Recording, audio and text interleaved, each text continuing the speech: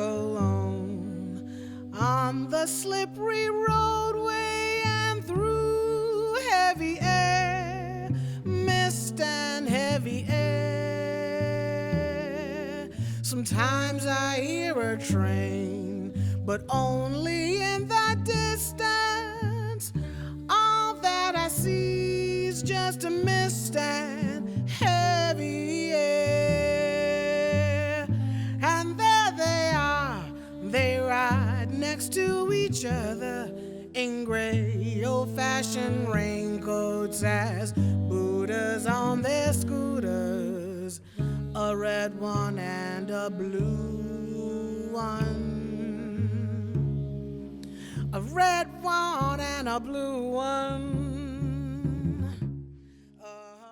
Hi, this is Dave Douglas for Greenleaf Music and our monthly podcast, A Noise from the Deep, where we hold conversations on music with musicians, going deeper into the meaning and the making of the music. And this month I spoke with vocalist, activist, composer Fay Victor about her process and her relationship to sound and language. In the extra, we talked about pianist and composer Misha Mengelberg, who was an inspiring colleague for both of us. There is some unreleased music that snuck into that bit. We at Greenleaf Music appreciate getting messages at podcast@greenleafmusic.com and on Twitter at Dave Douglas. We've had some interesting notes about why not do it this way or why this artist and not that artist. And we appreciate all those notes, the whole team here working on this podcast, and I wanted to just put a small commentary here at the top of this episode. I've always been sort of anti-authority. I think it's what led me to this progressive music in the first place. In creating this podcast, I claim no special authority. I'm not one to pose as an exclusive specialist about this music, and I'm still listening and learning, and I'm deeply grateful for the many years of writing, playing, and thinking about this art. I just want to put the same curiosity without fear or favor into this series. This is simply about music and letting musicians themselves talk about it. I try to leave all politics and posturing at the door as much as possible and invite as wide a spectrum of practicing artists as I can, often opening my own ears to new and unfamiliar ideas. That's my passion, and it's the reason we're here. I don't intend to validate or invalidate anyone. Anyone who has dedicated their life to making music is a saint in my book, and every musician is free to define themselves and their work as they see fit. If I can make several million more episodes, I'll get to everybody. And these episodes are free. We do hope you'll come see what's happening and become a supporter at greenleafmusic.com, but these podcasts are all available wherever you get your podcasts. So, enjoy this new episode with Fay Victor. We heard her track, There They Are, with Darius Jones and Marika Hughes. And now into our conversation and more of her music. Thanks for listening.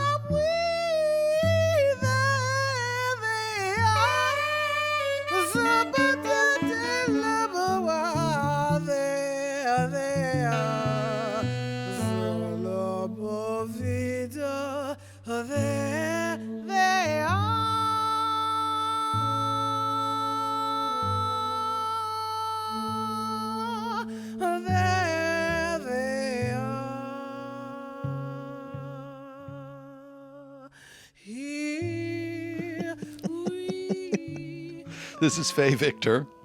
Welcome.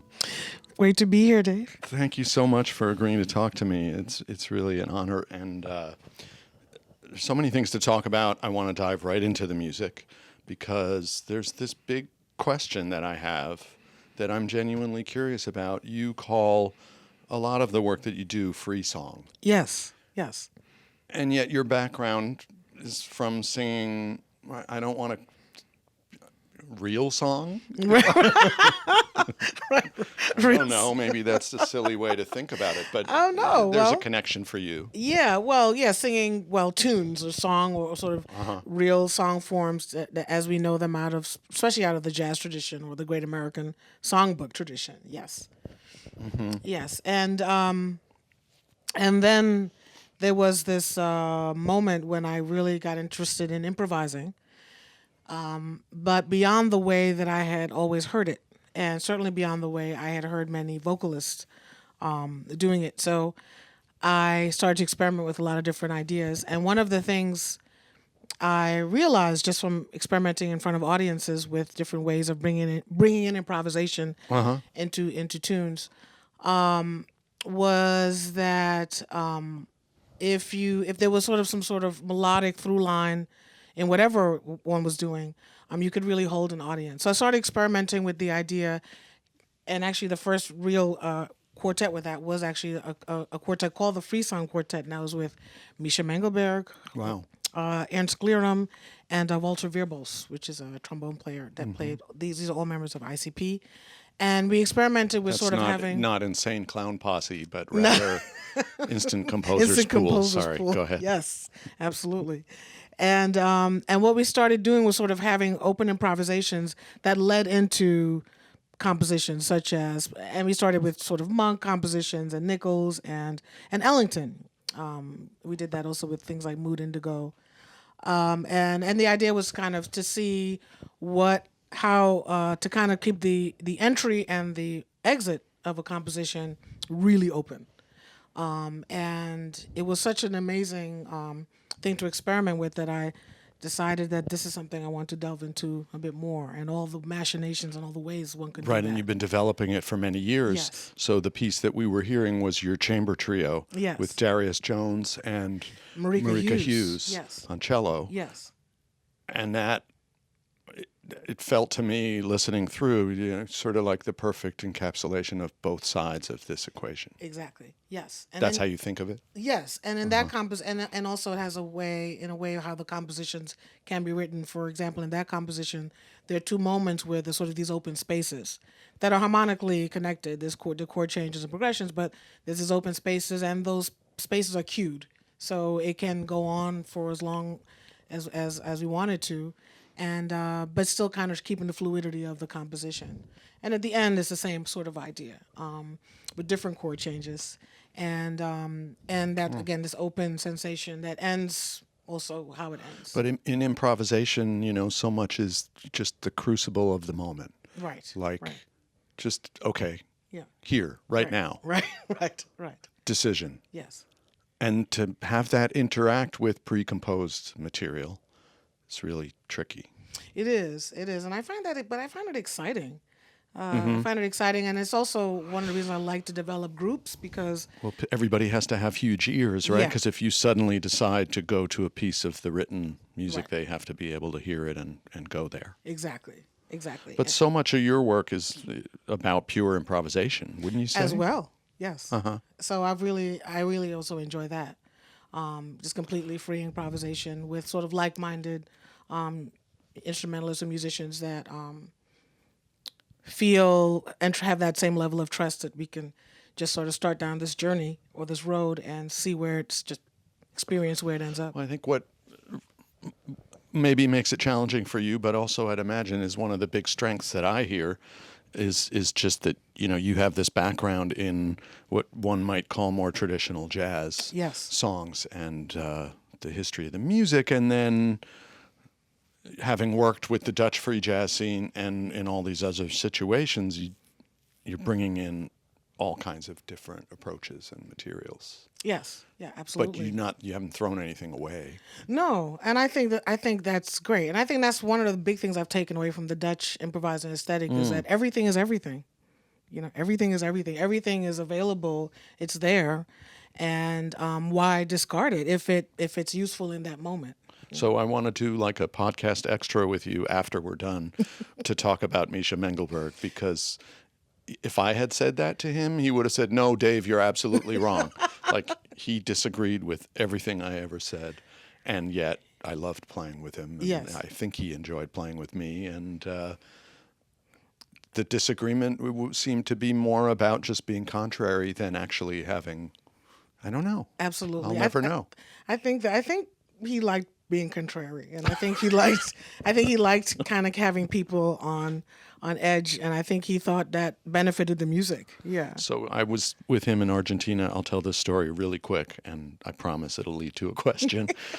We're in Argentina, and we got interviewed for the major newspaper, and he was really adamant in saying, and I was really surprised, I'm not at all interested in the connection of composition and improvisation. I'm not at all interested in that.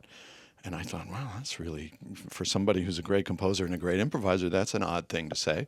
So next morning, newspaper comes out. It's in Spanish. I speak Spanish. I read it to him. And the headline said, Misha Mengelberg says, I am interested in the connection between improvisation and composition. So it was the exact opposite to what he had said. And I showed it to him, and I read it to him, and I expected some kind of reaction. He goes, exactly. Well, So, that does sound like it's Misha. a good way to go through the world. But Yeah. improvisation and composition, Yes. Well, crucial to you, right? yeah, very much so. And it's funny. I've had conversations with pure improvisers who are not such fans of composition, and people who are purely about composition and things that are purely of the page, and not into improvisation. And I, again, to go back to this, everything is aesthetic. In my mind, why not enjoy them both? And also, I feel as a vocalist, I have this unique ability to just bring in not only melodic ideas, but also lyrical and words and text. And if those words are attached to melody, that can be a really powerful way to communicate a message. And I'm really big on that. Depending on the message I want to impart, given the piece of music, that's a very powerful, I think, source to have access to. Right, and you've written a lot of lyrics to Yes. Herbie Nichols' tunes and Yes. other composers. Yes. Did you ever write lyrics to Misha Mengelberg's tunes? Not yet. That's going to happen. Yeah, that is definitely going to happen. There's a lot of great, for people who don't know, great compositions. Misha like this. Mengelberg standards. Yes. And there's a book And there is a book published that's by right. Michael Moore, Yes. the reed player from so glad Amsterdam. You know about that. Yes. I love it. Yes. I love it. Yeah. Yeah. So, okay, maybe future thing that Maybe we it's do. future. Maybe it's future for the new schools. Ooh. Hey, so speaking of words and music, there's this track that you sent me called Creative Folks. Yes. That's pretty intense. So can you tell me about that and we'll hear some? Yeah, that was that's basically just text that I wrote, and I've been writing these sort of mantra-like text pieces, and this came out of the feeling out of the last election, feeling that we that are creative still have control of our mind and control of how we think. Bless you. And it's a very, very powerful thing to have possession of in this time. And we have to stick together and we have to keep on going. That's really what that's about. Yeah. And in the studio, I just started off sort of that, sort of declamatory creative folks, and the band just took it from there. Yeah. Who's in the band on this track? Reggie Nicholson on drums, Joe Morris on guitar, and Sam Newsom on soprano saxophone, and many effects.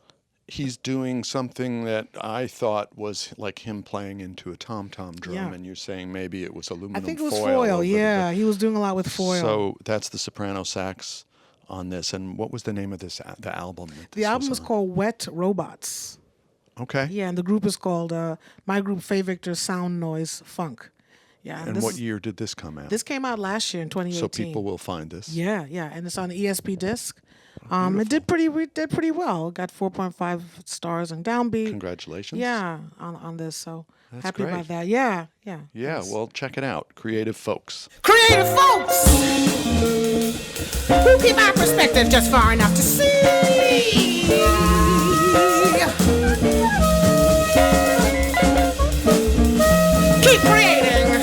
The creating is connection.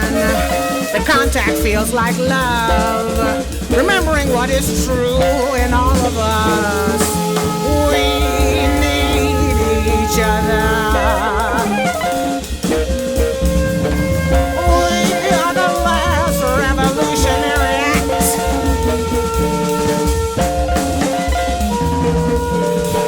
Creative folks who keep our perspectives just far enough to see. Keep creating. Keep creating. The creating is connection.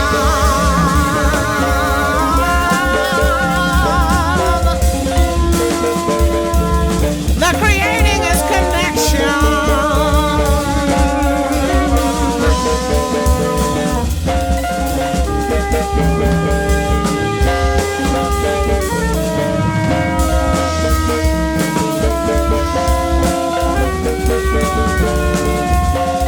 The contact feels like love.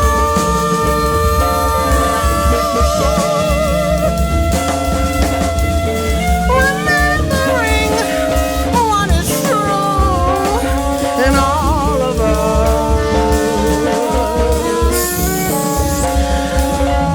We need each other.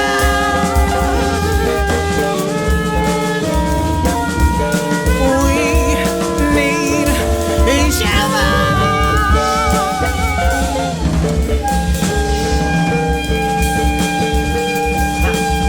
We need each other.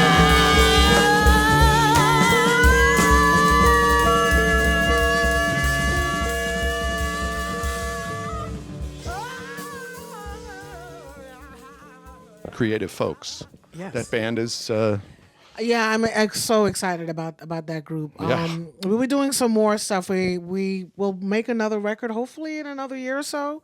And I have a Stone residency in 2020, and they'll play out with me on that. And we're doing Great. Firehouse 12 in the fall. yeah, And exciting band. yeah, thank you. That's Yeah. a great combination of players. Amazing. Yeah, thank you. And it's all improvised music. Yeah, outside of the text Right. that I've written for this project, it's all this is all improvised. Yeah. So, I mean, there was a moment I was listening to that and I was thinking Abby Lincoln. I was thinking a lot of different people and all different periods of the music. Yeah. But is there anyone you would talk about that sort of was a guide to you to bring you to where you're at with this? With that particular kind of piece. Okay, sure. Yeah, well, I love the funk. I mean, that's just, that kind of sort of strong energy, propulsive. Any particular singers that you would have in mind with that? Or Oh my God, like Betty Davis is or Nina Simone. I mean, there's a great track. Simone. I think people don't associate Nina Simone with that kind of music, but there's a great track of Nina Simone's called "Funkier Than a Mosquito's Tweeter." And with that title, Yeah. and I mean it is so and groups like Earth, Wind and Fire and the Ohio Players. I mean, I grew up listening to things like that, and I really like that kind of so to sort of to do that as an improviser is just feels really cathartic and also I'm trying to find the right word. Yeah, it feels like so I guess it goes back to one person I must mention is Curtis Mayfield, who I'm a huge fan of, and although he was much more subtle about it, I felt like a lot of his lyrics were like almost like protests, like sort of like or Bob Marley. Let's use that kind of. Also, I'm a huge fan of him, and it's his way of using lyrics in a way of bringing people together. And I don't want to say anthemic, but where it's not just about me expressing my own personal feelings about something. It's about saying, okay, no, this is something that we all have to do. This is something we all have to embrace to find a way forward. And I feel that's that kind of funky, propulsive, a little bit aggressive platform works really well with getting that kind of message across. Are there jazz singers in particular that you would name check? For this kind of Well, wow, maybe like less, yeah. Not necessarily for this kind of thing, Okay, but but for just- your own sound For my and own your sound, use of yeah. language. Okay. And, you know, Abby Lincoln for sure. Betty Carter. I feel she's really important. yeah. She's basically led the way to how to really be not only a great musician but a band leader. How to sort of own your band on stage.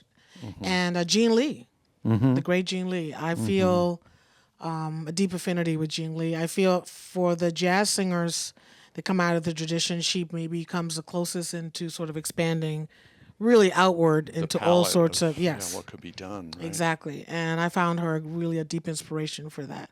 And I'll say Cassandra Wilson in terms of honoring not only being a great musician as well, but also just honoring your past. I think a lot of times when we become jazz singers, we kind of forget the music we came up with. And so for me, a piece like Creative Folks, again, is sort of honoring the music I grew up with while bringing in, the musical life that I'm a part of right now into it as well.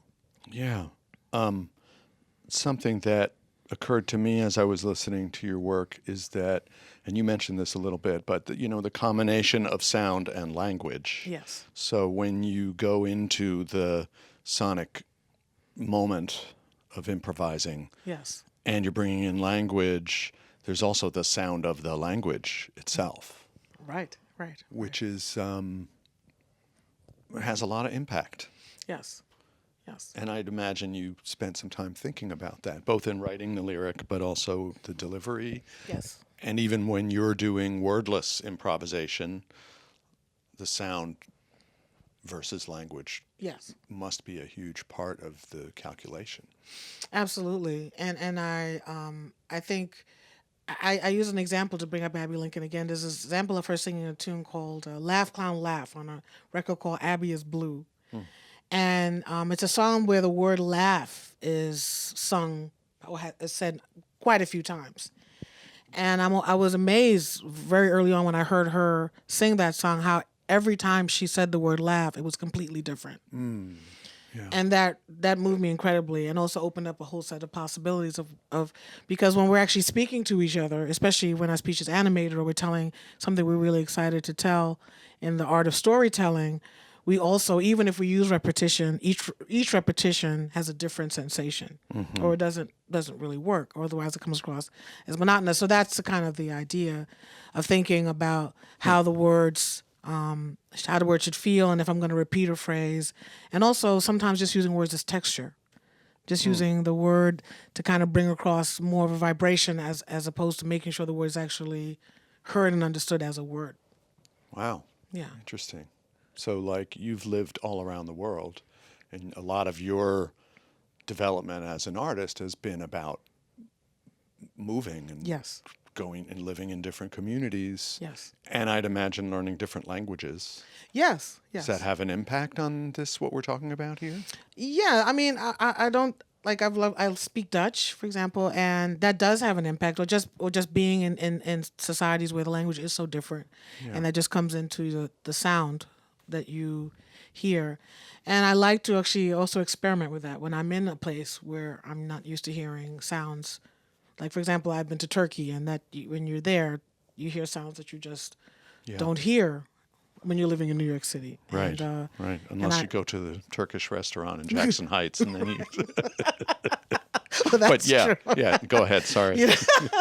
No, but yeah, and I really try to be conscious of that. And if I don't necessarily record it, just kind of record it for myself and maybe sing it to myself. Sing sounds. The sound, the melody of the language. Of things. Yeah, of the language. You were originally from New York, though. Yeah, right? Brooklyn. I'm actually I was born in New York Hospital, so in Manhattan, and but my parents are from the Caribbean.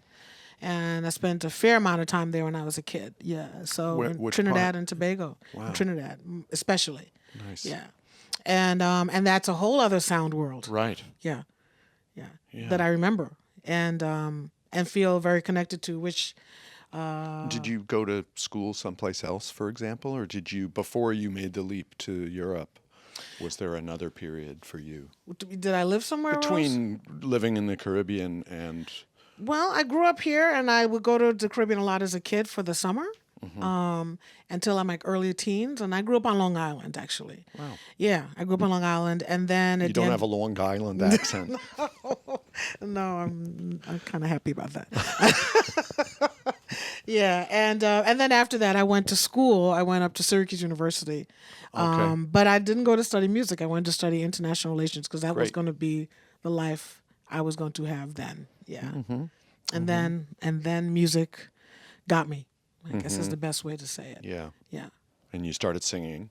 Yeah, and I started singing in Manhattan. I started singing in Brooklyn. I started out in Brooklyn and a workshop that actually, the workshop doesn't exist, but the place still exists, called the Williamsburg Music Center. Wow. And yeah. that was in the late '80s, and I started singing there, and that was because the pianist was a guy named Jimmy Siegler, and he was the last accompanist of Dinah Washington, so that was not a bad person to start with, and from there I got my first big gig in Japan that I took Bertha Hope with me, and that was in '91. Wow. And that was the trip that I decided, okay, this is what I'm going to do with my life. And Bertha Hope is still playing now. Bertha Hope is But still playing. Did you work with her quite a bit? Or? Well, I worked with her then, and we haven't really worked together since then, which is unfortunate. But we're probably going to get together soon. We've been talking. Great. So, yeah. Great. I imagine you must have learned a lot. It was like going to school. Foundational. We were together in Japan for like 3 months, and having her with me for those 3 months was, I can't even tell you. At the time, she was language and fundamentals of jazz harmony. Exactly, and then she has perfect pitch. So, so things with intonation, which was an issue at the time, she was really good at helping me with, and just also really great and being supportive and letting me know that if I really wanted to be a part of this music, I could be. Yeah, which I really wonderful. needed to hear at that time because I was so green. Yeah. Well, Yeah. talk about green. But you told me about this artist whose text you used in a piece. Yes. Named Maestro. Maestro, yes. And I want to play some of this track, but can you tell us a little bit about this person and where this text comes from? Yes. Well, I'll give you if it's okay to give a little context of the Please. project of Kaisa Stories, which all of the texts are of that record come from calypsonians of the classic calypso era, sort of between 1920 and 1975. And Maestro's piece is a calypsonian. His name is Cecil Humes, actually was his real name. And he wrote this calypso called To Sir with Love. And it was sort of an open letter to Eric Williams, who was the Prime Minister of Trinidad and Tobago at the time. Wow. And one of the things I wanted to do with this project was to show the richness of the lyrics of calypsos, because my sense is a general perception of calypsos as a music is that it's very wonderful and feel good and joyous, and it is that. But I also think it's important that people realize this also was people's newspaper in a way, and a lot of the lyrics were meant to sort of educate and inform what was really going on. And to the point where government sent censors down to the camps, sort of mass camps, which are the camps that calypsonians developed their music in before Carnival, to make sure that the messages were okay or not controversial or too controversial. And so this was one of the pieces that I selected for this particular projection of political power and political empowerment, and what is informing people about what's really going on. So what year would he have written this? 1974. Uh-huh. Yeah. So it's same time as Bob Marley. Yes. That this is happening in Jamaica. Yes. Right. And And in Trinidad, exactly. I'm really glad you say that, because in Trinidad at the time there was also the Black Power movement, which comes out around this time. Mm-hmm. Yeah. Yeah. Mm-hmm. So it was a lot of unrest, or not so much. It didn't get to be terribly violent situation, but it was sort of a much wider awareness of rights and Black empowerment coming out of the Black Panthers of the States at the end of the 60s, and that kind of. And was that something that you witnessed, that you experienced firsthand growing up? Yeah, Part I mean, of not your in time this. down there? Yeah, or- I mean, well, Trinidadians in general are pretty proud people. So that was always clear, and and very outspoken, and a very much a sense of using language and using language well to articulate anything, whether it's something political unrest or something unhealthy conditions or whatever.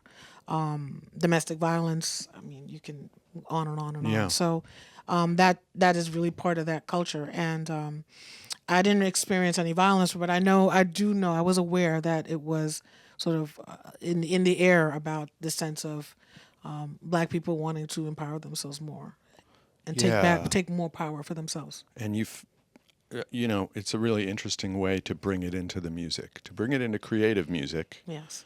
And do, through the lens of the work that you do, bring this message in. Yes. And of course, the message still maybe resonates more loudly than ever.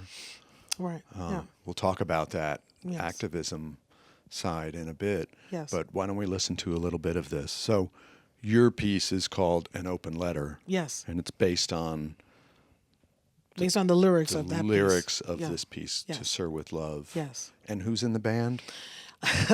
This is it's a the big- great Other Dimensions in Music. Oh, right. Yeah, and that's William Parker. That's a whole other conversation. Oh my goodness. Yeah. William Parker on double bass, Roy Campbell on trumpets, Daniel Carter on reeds, and Charles Downs on drums. Yeah. Wonderful.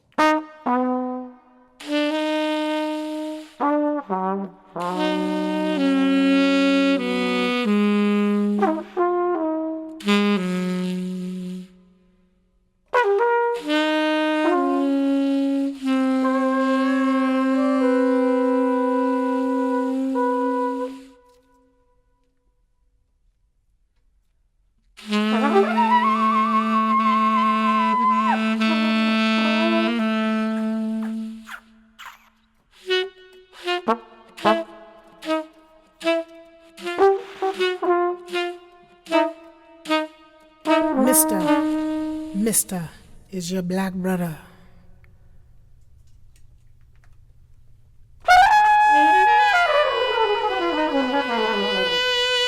Pressure indeed inward hunger.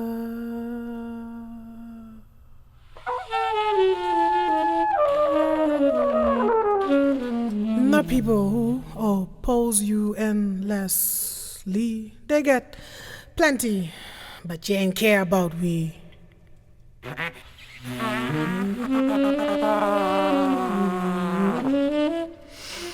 With the 28% I vote, now you turn around and stroke a yoke in my throat.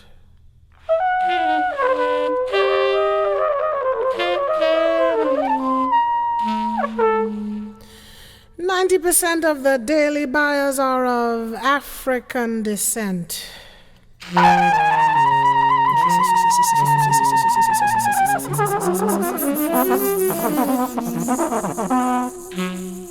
But when we buyers confront employers, we get old talk and not employment.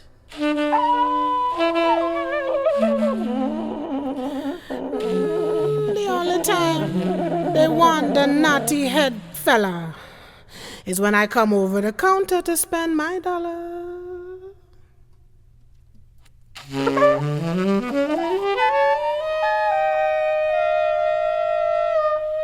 See, no boss man, no, I ain't talking race. I just tracing what taking place in the place.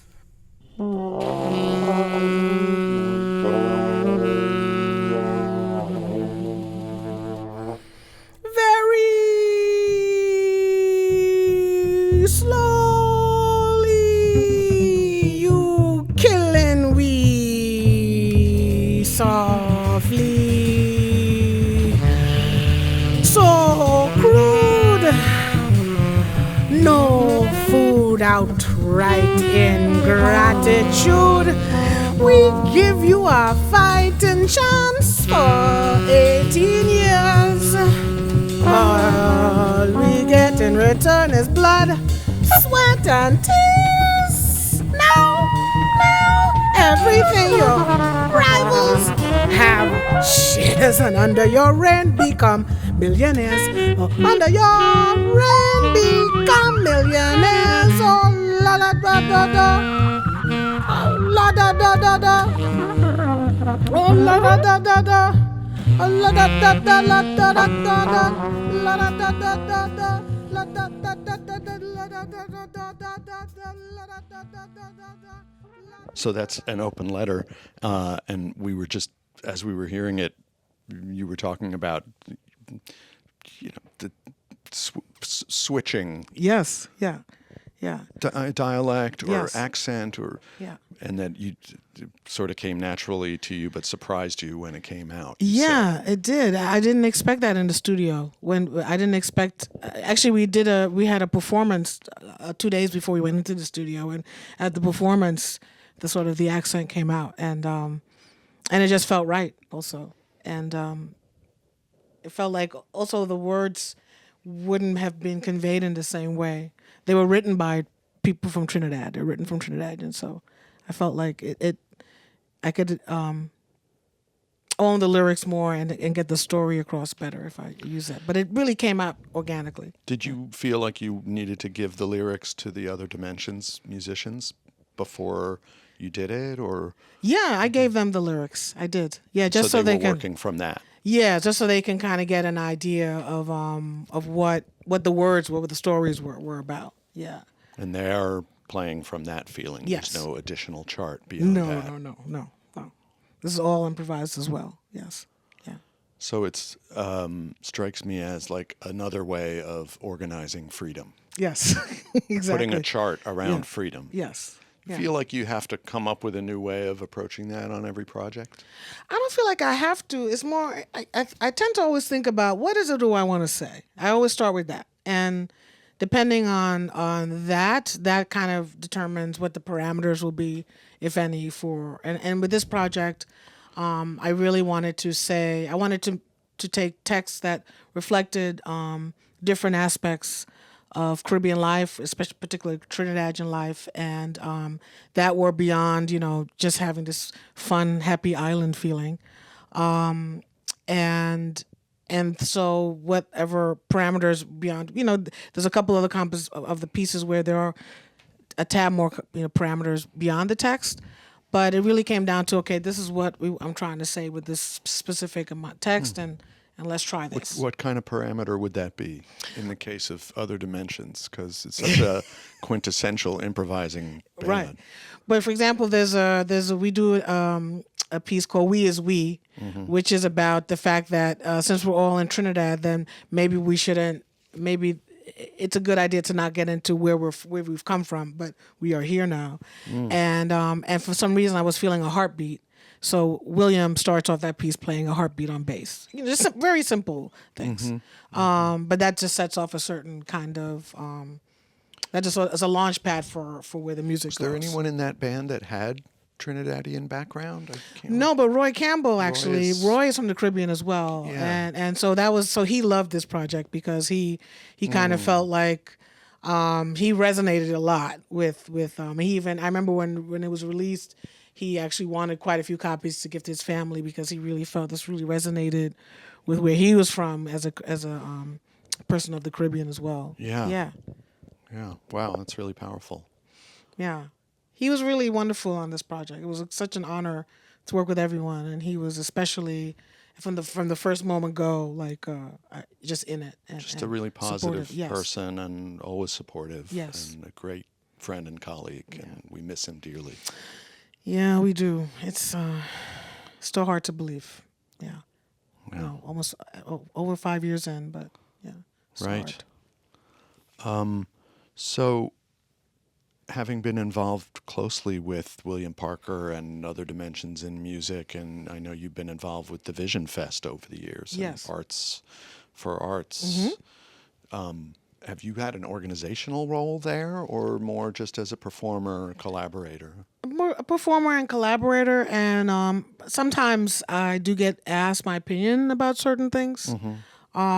which is great because they're a pretty important festival and Yeah. important organization in the city, and so I always I go to meetings at times, but no, I'm pretty much there as a performer, and I did for a while curate a series with them back from 2009 till 2012.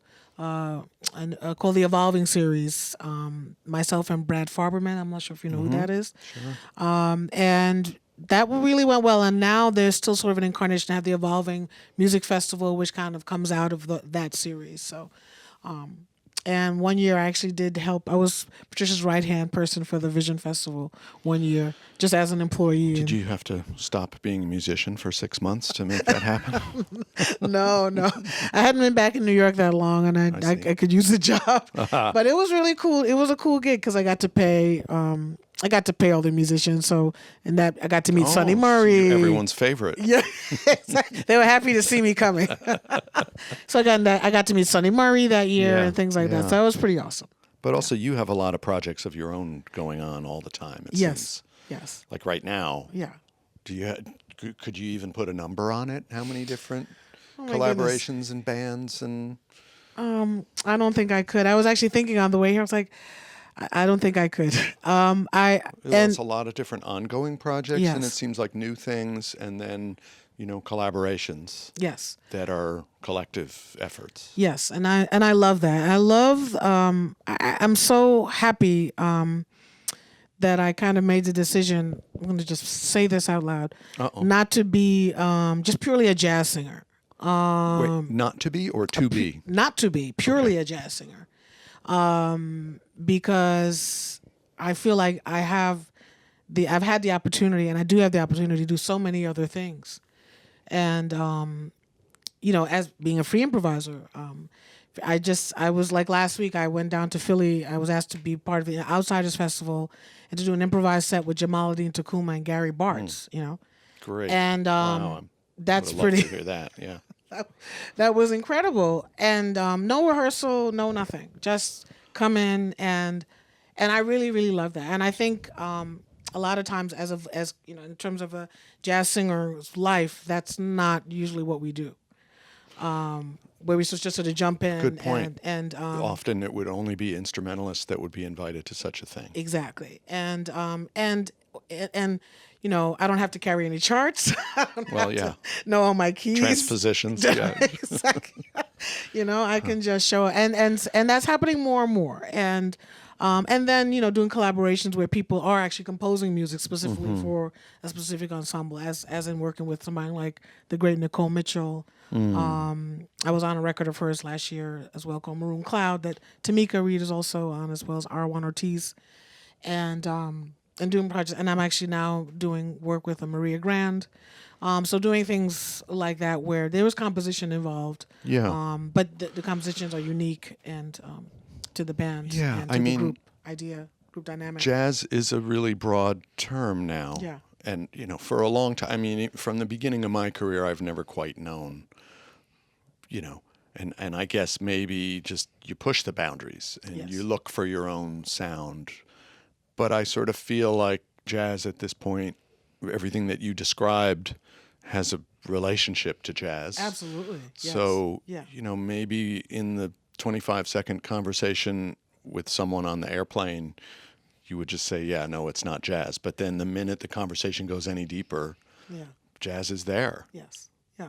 So when you say you're not a jazz singer, there's a whole other level of complexity and subtlety to that. Absolutely. I guess I should say I'm not only a jazz singer. Maybe that's the best way to put it. I'm not only. Yeah. Well, that much is clear. Yeah. Yeah. Just from we hearing understand the music. Yeah, as we understand what that is. And it is a very complicated thing to define oneself and to not get caught up in labels and that's why I've said it now for the third time. And just everything aesthetic for me just really works because it kind of encapsulates. Well, it allows you to be you. Yeah. And then takes so much work to just figure out what that is in the first place. Exactly. Speaking for myself anyway. Yeah. And so that right. But the fluidity of the genre boundary lines means that everyone can identify themselves as they see fit, and they don't have to be a prisoner to any conception of what things are supposed to be. Right, and I think that's so liberating. And it's developed a lot over the last, 10, 20, 30 years. Yes. And in a good way, I think. And to see so many communities of musicians performing, not just in New York. I mean, just in New York alone, it's astounding. But when you look worldwide, it's amazing how much freedom there is for people to do what they want to do. And I would, if it's okay to say, I think musicians like yourself have a lot to do with that, because just by sort of developing different kinds of groups, different kind of sound worlds, different kinds of composition that work in different contexts, I think that's opened up the playing field for everyone. And I think so. I didn't get here by myself. Yeah. Shoulders of giants. Yeah, yeah.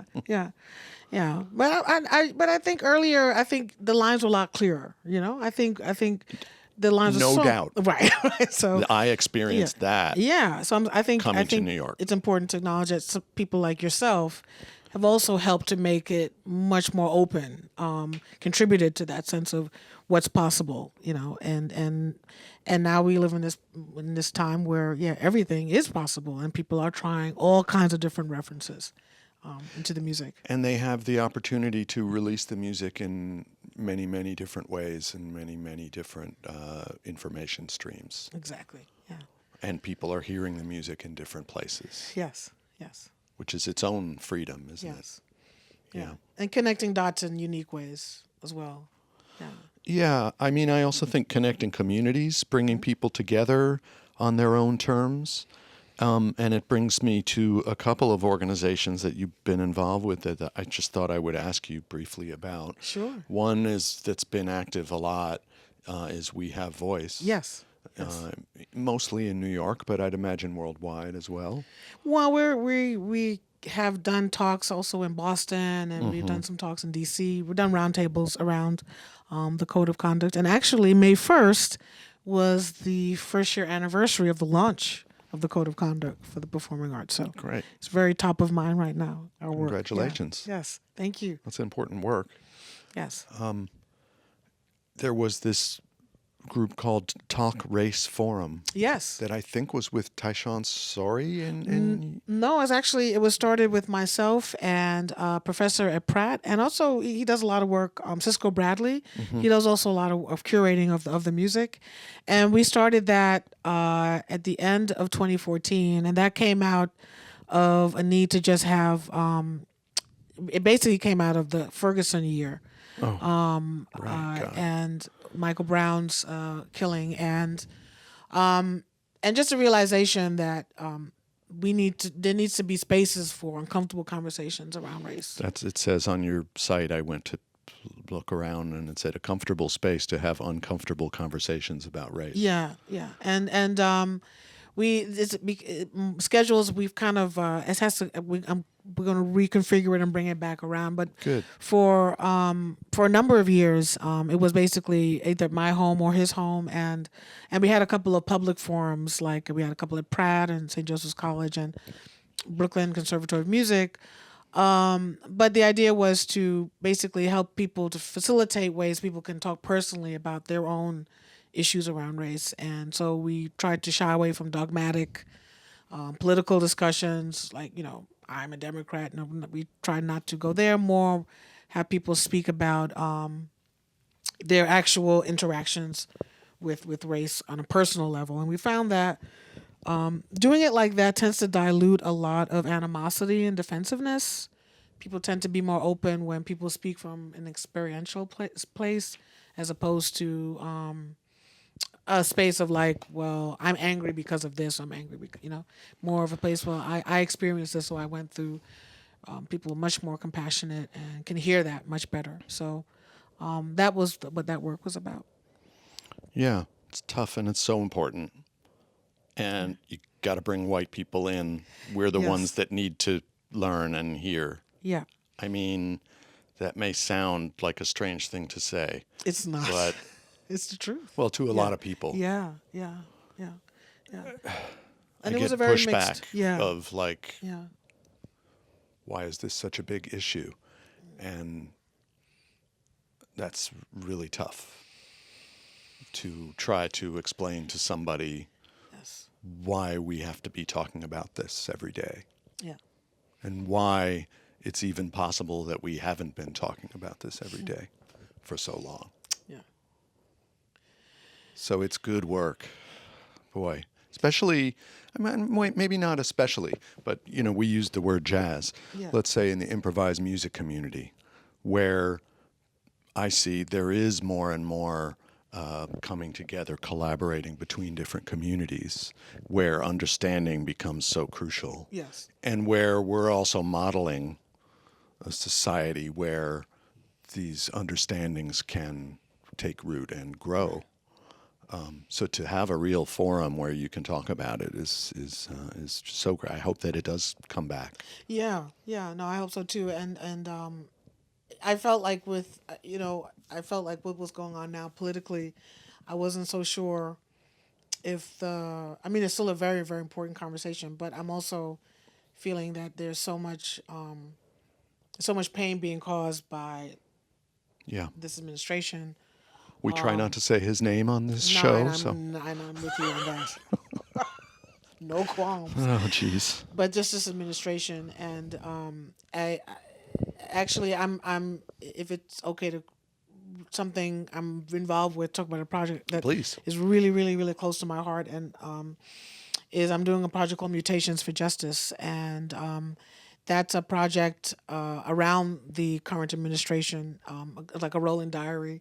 And the idea of it, it's also they're very small compositions, or meme-like compositions, and the idea is going to be 45 compositions in all, and with hopefully working on a huge performance around the election of 2020. And I'm actually going to do a Headlands residency to finish the writing of this project. And the group is incredible. I have Jamie Breezy Branch, Mass Swift. I have Luke Stewart and Michael Vatcher. Great. And we were in the Winter Jazz Festival, and we did the Vision Festival last year. It's called Mutations for Justice. And we have a festival coming up in June upstate in Troy, New York. In June of 2019. June of 2019, This year. yes, So June if you're 8th. listening to this long in the future, you missed it. But if you're listening right now, it's in June 2019. Yes, June 8th, 2019. In And what town and what city? in Troy, New York. Troy, Doing a festival called the Freedom Festival, actually. And that's a project, and that's a way of me channeling all the feelings I have about this administration, and We making have it to into fight community. back. We just have to be loud and make sure everybody comes out to vote. It's the only way. Stacey Abrams and the work that she's doing, Fair Fight Action, is, I sort of feel like, our last ditch effort to make the big changes that are going to take years To of dismantle. a more Yeah. equitable society in every possible way. Yes. And right now, our Washington, D.C. is running in the opposite direction, and it's hard to believe. And maybe we can mobilize enough people through actions like this. I know that you play with Darius Jones, too, who had his own similar piece right before the 2018 election. Exactly. Law and Order. Yes. Which was really strong. Yeah. I'd love to have him on the show sometime. Oh, yeah. Call He him up. is. I'm having Sam Newsom on next month, so I'll ask him about the aluminum foil on the saxophone. Oh, that's great. Yeah. Yeah. But one last thing that I want to ask you is that you, on your website, you talk about offering courses on creative improvisation and songwriting for improvisers. Yes. Which I think is really interesting. Yes. Yes. As a concept. Yes. Can you briefly talk about how you do it, what the approach is? Yes. Well, first of all, the songwriting for improvisers course that I've given once, this one I do with my husband, and that's based on a lot of the compositions written for the Fay Victor ensemble, which were written for improvising. They were sort of all launch pads, some very long, involved launch pads, some short. That was basically the experiment that ran over 10 years of writing. And so I wanted to impart that wisdom to other vocalists that wanted to write, compose music, but also wanted to make sure there was composition. There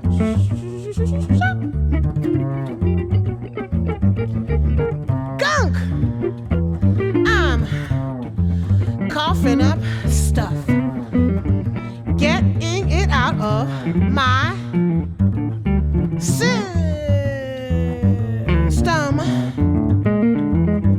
Junk, cleaning up clutter, all I can muster gets rid of, I gets rid of, I gets rid of, I gets rid of, I gets rid of, I gets rid of, I gets rid of, I gets rid of stuff, fluff, rough translations of my deep wells, fossilized deposits and tells, signs, layers, creaking, eking out, squeaking, squawking, tweaking out, gunk, gunk, gunk, gunk, gunk, bum, bum, bum, bum, bum, ba-dum, ba-dum, da-da, bum, ba-dum, da-da, bum, bum, bum, bum, ba-da-da-la, ba, boo, boo, ba, ba, ba.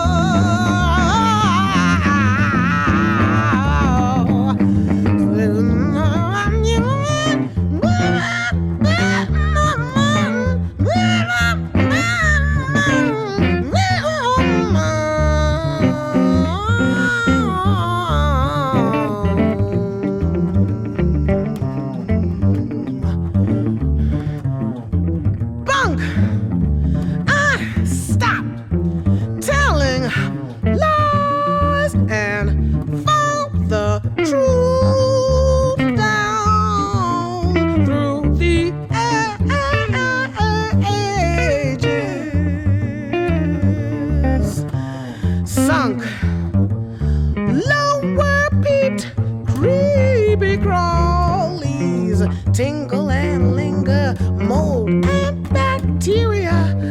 Gets rid of, gets rid of, gets rid of, gets rid of, gets rid of tough hearts.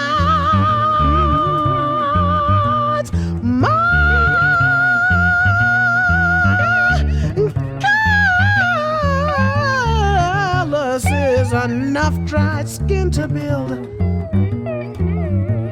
sand castles with buff, gruff exteriors, sloughed, shave clean of gunk, shave clean of gunk, shave clean of gunk, gunk, gunk.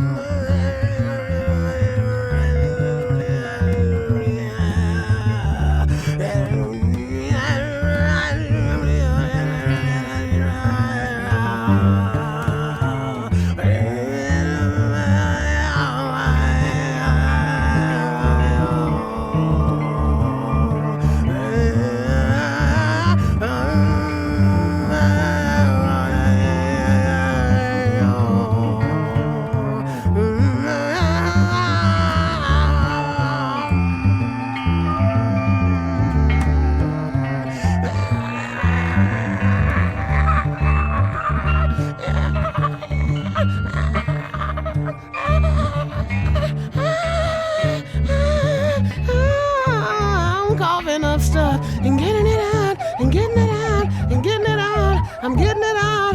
I'm getting it out. I'm getting it out of my. I'm getting it out of my. I'm getting it out of my. I'm getting it out of my. I'm getting it out.